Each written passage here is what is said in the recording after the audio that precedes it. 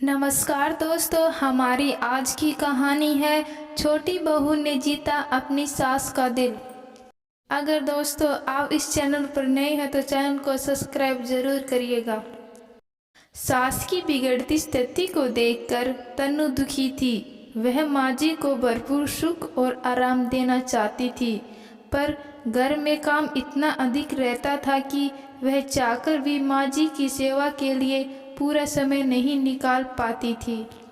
जब से एक दुर्घटना में आबा के पैर की हड्डी टूटी तो वह सामान्य नहीं हो पाई थी, क्योंकि ऑपरेशन द्वारा पैर में नकली हड्डी डाली गई, जो उन्हें जब तक बेचैन कर देती और वह दर्द से घंटों कहरती रहती। कहती, बहू, डॉक्टरों ने मेरे पैर में तलवार तो नहीं डाल दी, बड़ी चुभ रही है। दोनों बेटे उन्हें विश्वास दिलाते कि वे उनके पैर का ऑपरेशन दोबारा से करा देंगे, चाहे कितना भी रुपए क्यों न लग जाए। आबा झुंझला उठती, मेरे बूढ़े जिस्म को कितनी बार कटवाओगे? साल भर से यही कष्ट तो भोग रही हूँ, पहले दुर्घटना फिर ऑपरेशन, कब तक बिस्तर पर पड़ी रहूँगी। डॉक्टर से जब उनकी परेशानी बताई जाती तो वे आश्वासन देते कि उनका ऑपरेशन संपूर्ण रूप से सफल हुआ है, उन्हें धीरे धीरे सहन करने की आदत पड़ जाएगी। आबा बेंच के सहारे धीरे धीरे चलकर अपने बेहद जरूरी काम निपटाती, परंतु उनका हर काम बड़ी मुश्किल से होता था। वह रसोई घर में जाने का प्रयास करती तो छोटी बहू तन्नू उन्हें सहारा देकर वापस उनके बिस्तर पर ले आती और थाली परोसकर उन्हें वही बिस्तर पर दे जाती। बेटे कहते, माँ, दो बहुओं के होते हुए तुम्हें रसोई में जाने की क्या जरूरत है? आबा दुखी स्वर से कहती, कब तक बहुओं पर बोझ बनी रहूंगी। बेटों ने माँ की सेवा करने के लिए एक नौकरानी की व्यवस्था कर दी, परंतु बड़ी बहू लीना के काम ही इतने अधिक हो जाते कि नौकरानी को आबा की तरफ ध्यान देने की फुर्सत ही नहीं मिल पाती थी। लीना चाहे कुछ भी करे, उसके खिलाफ बोलने की हिम्मत पूरे घर में किसी के अंदर नहीं थी, क्योंकि वह धनी घर से आई थी। घर में आधुनिक सुविधाएं, साधन, फ्रिज, रंगीन टेलीविज़न और स्कूटर आदि सामान अपने साथ लाई थी। नगद रुपए इतने मिले थे कि छत पर बड़ा कमरा उसी से बना था। घर के लोगों के बद्दूपन का भरपूर लाभ लीना उठा रही थी।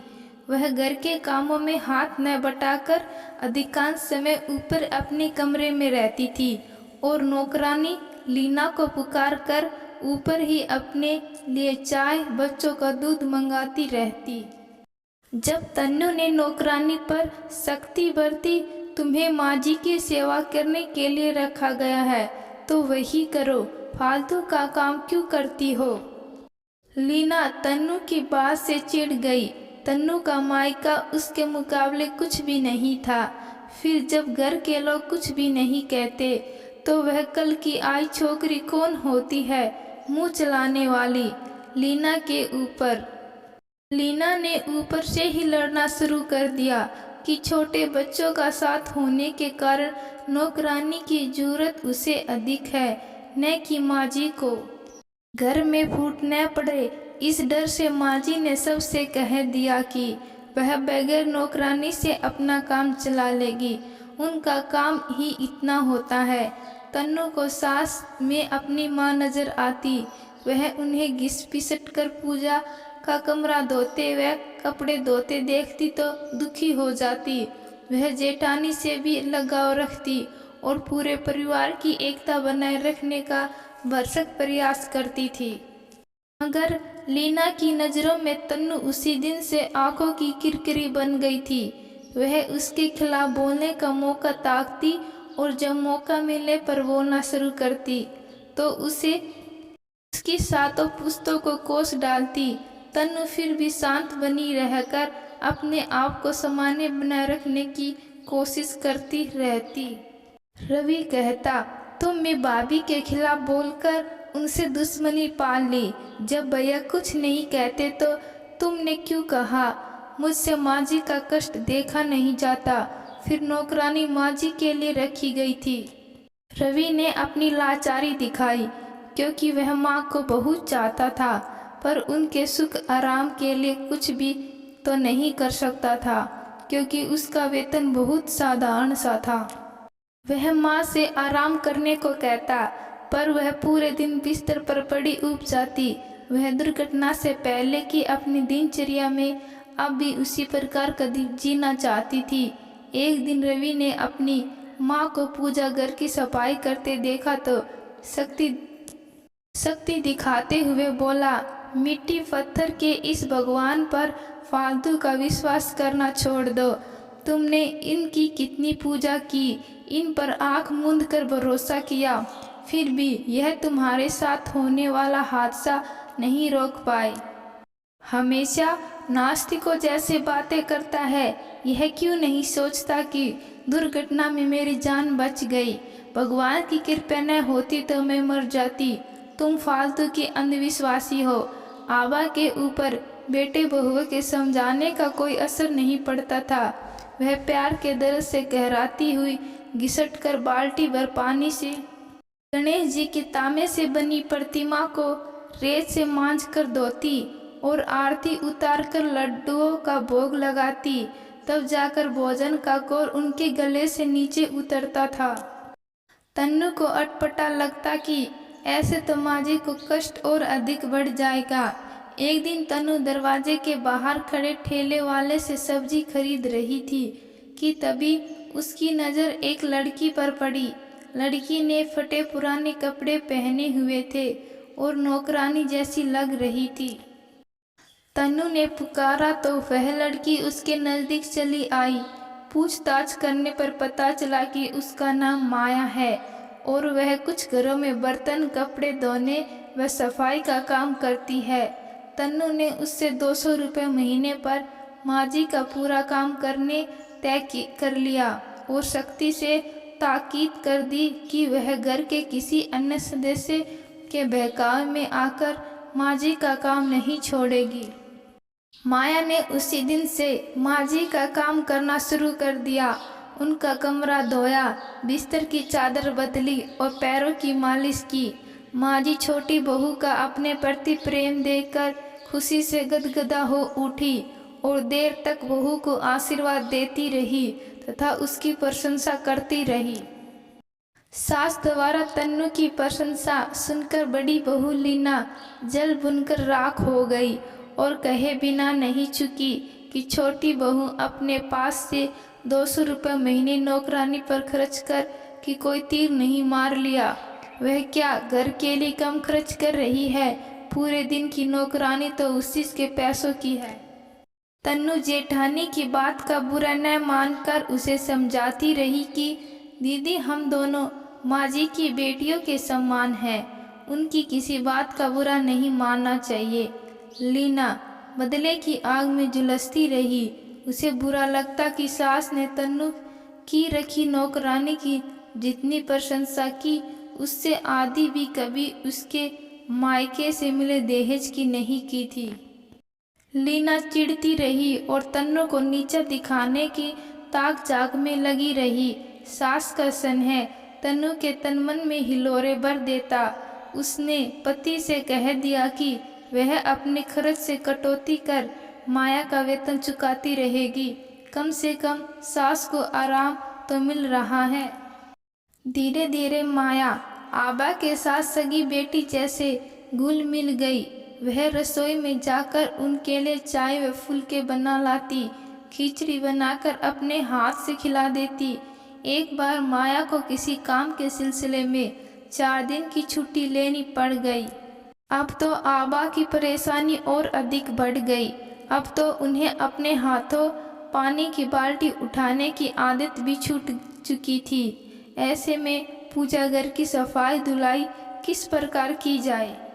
तन्नू की भी हालत ठीक नहीं थी कि वह कुछ काम कर सके, क्योंकि वह गर्भ अवस्था में चक्कर और उल्टियों से परेशान थी। फिर डॉक्टर ने उसे वजन उठाने के लिए मना कर रखा था। माँ की परेशानी देखकर बेटों ने उनके पूजा घर में ताला लगाते हुए कह दिया, कभी 2-4 दिन गणेश जी को भी आराम करने ने दो। माया आएगी तो सफाई धुलाई कर लेना। पूजा घर में ताला डाले अभी तीसरा दिन ही बीता था कि उस बंद कमरे से आती बदबू के कारण घर में बैठना कठिन हो गया। शायद कोई चूहा मर कर सड़ गया था। माँ की चिंता व बेचैनी देखकर बेटों ने पूजा घर की चाबी माँ को थमा दी और अपने काम पर चले गए। गणेश जी की प्रतिमा से चिपके सड़े चूहे के जिस्म पर रेंगते कीड़ों को देखकर किसी की भी हिम्मत पूजा घर की सफाई करने की नहीं हुई। ऐसी गंदगी को कौन हाथ लगाए। घर के लोगों ने जब जमादार को बुलाकर चूहा फिकवाने की बात की तो माँ जी भिंदक गई और बोली, हमारे पूजा घर में जमादार के जाते ही उसकी पवित्रता नष्ट हो जाएगी। जमादार तो साक्षात चंडाल का रूप होता है। वह बेटों पर क्रोधित होती रही कि यदि वे पूजा घर में ताला बंद नहीं करते तो वह चूहा नहीं मरता। बेटे कहते रहे, तुम थाली भर भर कर लड्डू गणेश जी को भोग लगाती हो, तभी पूजा घर में इतने अधिक चूहे हो गए। और यह कैसे भगवान है जो चूहों से अपनी रक्षा नहीं कर पाए तो अपने भक्तों की क्या रक्षा करेंगे। माँ और बेटों में सड़े चूहे को लेकर वाद विवाद चलता रहा, पर आबा किसी प्रकार से नीच जाति के आदमी से गणेश जी की प्रतिमा का स्पर्श कराने को तैयार नहीं हुई। पूरा दिन घर के लोग पुरानी नौकरानी को डांट डपक कर मरा चूहा उठाने को तैयार करते रहे, पर वह कहती रही कि यह काम माया का है, वही करेगी। अगले दिन सुबह माया आई तो सभी ने चैन की सांस ली। वह आते ही पूजा घर की सफाई में जुट गई। उसने तुरंत फुरत चूहा उठाकर फेंक दिया और गणेश जी की प्रतिमा को पहले तो रेत में रगड़ रगड़ कर साफ किया, फिर साबुन लगाकर नहलाया, फिनाइल डालकर पूजा घर की धुलाई की।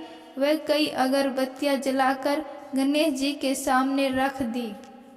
आबा मुग्ध भाव से माया को देखती रही और उससे काम कराने की सराहना कर बारंबार प्रशंसा करती रही। माया सफाई का काम पूरा करके 2 गिलासों में चाय डालकर ले आई। एक माँ जी को थमा दिया और दूसरा अपने मुंह से लगाकर चाय पीती हुई लापरवाही से बोली, अम्मा क्यों हमारी इतनी तारीफ करती हो। मरा हुआ चूहा हम नहीं फेंकेंगे तो कौन फेंकेगा। सफाई करना तो हमारा खानदानी काम है। हमारा दादा म्यूनिसिपैलिटी के सफाई कर्मचारी थे। माँ अस्पताल में मरीजों की गंदगी फेंकती, पिता व चाचा मुर्दाघर की लाशें ढोते हैं। माया के मुंह से उसके खानदान की बखान को सुनकर माँ जी की बोलती बंद होने लगी। वह लड़खड़ाती जबान से पूछने लगी, माया तेरी जाति क्या है। हम वाल्मीकि हैं माँ जी। माया ऐसे बोली जैसे कितनी बड़ी पंठा पुरोहित हो। वाल्मीकि यानी कि जमादार। हाँ अम्मा, आप चाहे तो कह लो, वैसे हम हैं तो वाल्मीकि। आपने रामायण में पढ़ा होगा कि वाल्मीकि के आश्रम में सीता माता रही थी, उनके लवकुश वही पैदा हुए थे। माया की बातें आबा के कानों से टकराकर वापस लौट रही थी। एक ही बात उन्हें समझ में आ रही थी कि माया अछूत कन्या है और उनके पूजा घर की सफाई अब तक उसी हाथों से हो रही थी। हाय, सब कुछ अपवित्र हो गया। माँ जी कराए उठी थी। तन्नू रसोई से माया की तरफ लपकी कि किसी प्रकार से इसे चुप करा सके, पर माया तो न जाने क्या क्या उगल चुकी थी और शक पकाई जड़ पड़ी। माँ जी से वह पूछ रही थी, क्या हुआ अम्मा। लीना को आज बदला चुकाने का अवसर मिला था। फटाक से आकर उसने माया के गाल पर जोर से तमाचा जड़ दिया। कल मुई कैसी बोली बन रही है, पूछ रही है क्या हुआ। अरे क्या नहीं हुआ, तूने माँ जी का सारा धर्म भ्रष्ट कर दिया। गलती तो सारी छोटी बहू की है, जानबूझकर घर में जमादारीन को ले आई, लीना डांटने के अंदाज में बोली। तन्नू भय से थर-थर काँप रही थी। कितनी बड़ी गलती हो गई उससे। वह माया को काम पर रखने से पहले उसकी जाति पूछना भूल ही गई थी। वह सास के पैर पकड़कर रोने लगी। माँ जी, मुझे माफ़ कर दीजिए, बहुत बड़ी गलती हो गई है मुझसे। माया भी रो रही थी। बड़ी बहू ने इतनी जोर से तमाचा जो मारा था, उसका गाल लाल हो गया था। उस पर उंगलियों के निशान उभर आए थे। अच्छा, अब हम चले अम्मा, हमसे गलती हो गई है। हमने मरा चूहा फेंककर गलती की, अपने खानदान की प्रशंसा करके गलती की। हम अपनी गलती की माफ़ी मांगते हैं अम्मा, हमें अपनी पगार भी नहीं चाहिए। माया उठकर दरवाजे की तरफ चली। माँ जी को जैसे होश आया, लपक कर माया का हाथ कसकर थाम लिया और बोली, अम्मा को किसके सहारे छोड़कर जा रही है? अभी मेरा आखिरी वक्त नहीं आ गया कि तू छोड़कर चल दी। और छोटी बहू, तुमसे कोई गलती नहीं हुई है। यह रोना बंद करो और जाकर अपना मुंह धो लो। माँ जी, आप? तन्नू आचार्य से अटक अटक कर बोली। उसकी समझ में माँ जी का यह बदला हुआ रूप नहीं आ रहा था। बाजी उल्टी पलटती देख लीना चुपचाप ऊपर चली गई। माया की रुलाई फिर से फूट पड़ी, पर खुशी के आंसू थे। अम्मा, तुमने मुझे माफ़ कर दिया। मैंने तुम्हारा पूजा घर अपवित्र कर दिया था। माया को जैसे विश्वास ही नहीं हो रहा था उसकी नौकरानी बनी रहे। किसी ने कुछ अपवित्र नहीं किया। माँ जी निर्णयात्मक स्वर से बोली, अपवित्र तो मेरे मन में थी, जो अब हमेशा के लिए निकल चुकी है। जा बेटी माया, तू रसोई घर में जाकर अपने हाथों से मेरे लिए व अपने लिए रोटी सेक ले। आज हम दोनों एक साथ बैठकर खाना खाएंगे। माया दौड़ती हुई रसोई घर में चली गई। माँ जी तन्नू से कह रही थी, आज से सारी छुआछूत बंद। इस माया ने बेटी से बढ़कर मेरी सेवा की है। जरा सी बात पर क्या इसे निकाल दूँ? और अगर यह चली गई तो मैं जीऊँगी कैसे? मेरी सेवा, मेरी देखभाल कौन करेगा? छोटी बहू, तुम्हारी यह खोज मेरे लिए बहुत लाभदायक साबित हुई है। माया ने मेरी बेटी की कमी पूरी कर दी। तन्नू मन ही मन मुस्कुरा रही थी। जेठानी चाहे कितनी कोशिश कर ले, माँ जी के प्यार का पलड़ा उसी की तरफ भारी रहेगा। तो दोस्तों, मैं आशा करती हूँ आपको आज की कहानी ज़रूर पसंद आई है। अगर कहानी पसंद आई, कहानी को लाइक, शेयर और चैनल को सब्सक्राइब जरूर करिए। धन्यवाद।